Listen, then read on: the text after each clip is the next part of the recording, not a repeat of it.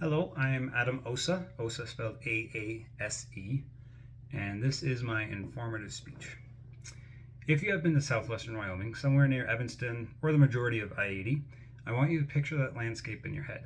If you have not had the pleasure of visiting this gorgeous area, paint an image in your mind of rolling hills covered in gray-green sagebrush, maybe the occasional warped, scraggly tree here and there. Oh, and don't forget the wind. Lots of wind. And there you go. That describes about half of Wyoming. Now, if you're surprised that there are crocodilians and palm trees associated with that landscape, you would not be alone. These ones just happen to not be alive. They're fossils, preserved in a laminated limestone. This area of Wyoming was once a lake system, known as the Green River Formation, and was comprised of 3 lakes: Lake Uinta, Lake Goshoot, and Fossil Lake. For now, we're going to focus on Fossil Lake. This whole complex was one of the most long-lived lake systems in all of North America to date, lasting over 10 million years, according to Lance Grandy in his 2013 book, The Lost World of Fossil Lake. So my dad is the local head paleontologist on the Green River Formation, and I worked in 2 different quarries in this formation, 1 summer in the first and 3 summers in the second, so I have a lot of passion for this subject. After high school, I got a job at the Green River Stone Quarry and dug fossils for 1 summer, where I met a man named Gibb. Gibb at the time worked at American Fossil, another quarry. A couple of years later, my dad was talking to Gibb and a quarrying came up, and Gibb offered a job for me at American Fossil, and I have worked there for the last 3 summers, assisting guests in digging fossils for themselves and doing some digging myself. So despite the cold and dry climate of modern-day southwestern Wyoming, the ancient past of this area is as diverse and complex as any other ecosystem today. Speaking of diversity, let's talk about how it really compares between modern Wyoming and the rest of the ancient past. Modern Wyoming has about 31 species of fish across the state, according to Hubert, Quist, and Rahel in a report of freshwater species. Fossil Lake alone had 26 species, with new species being discovered to this day. Lake Goshoot and Lake Uinta only added to that diversity even further. Modern relatives of the fish in Fossil Lake include perch, arowana, gar, paddlefish, stingrays, and bowfin, none of which now live in modern Wyoming. This is an example of the relative of the arowana. This is known as Ferriotus encostus. This is a moderate-sized juvenile. They can range from being about that big as fry all the way up to almost 3 feet long as adults.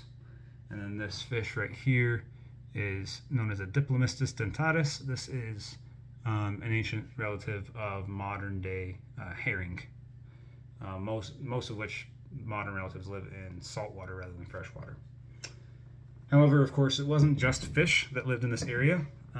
Around the lake, there was an overabundance of plant life, mammals, birds, and reptiles.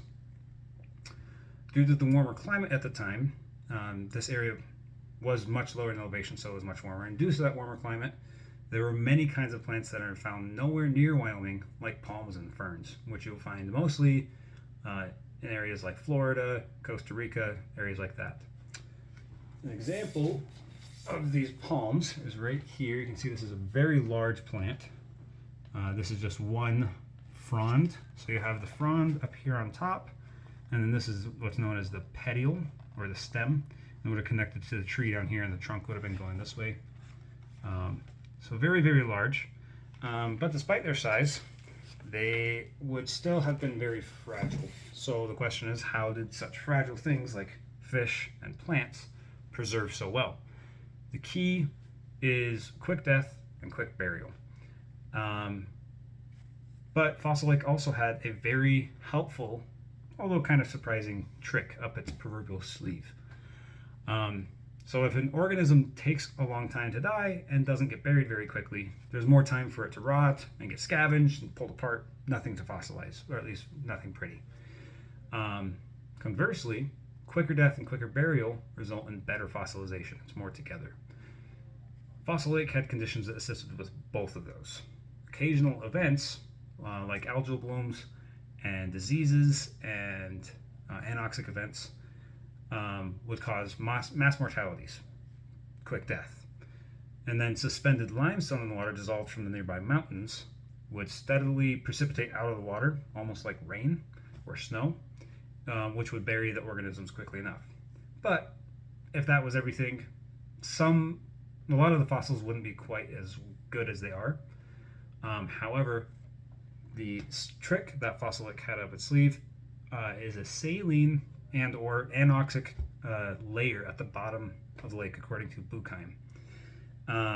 This layer made it so that scavengers and other fish couldn't live in that bottom layer of the lake. So if something died and made it into that bottom layer, it would have stopped decomposing at that stage. So whatever state it was in at that time, it would have stayed in that state until it got buried and then fossilized.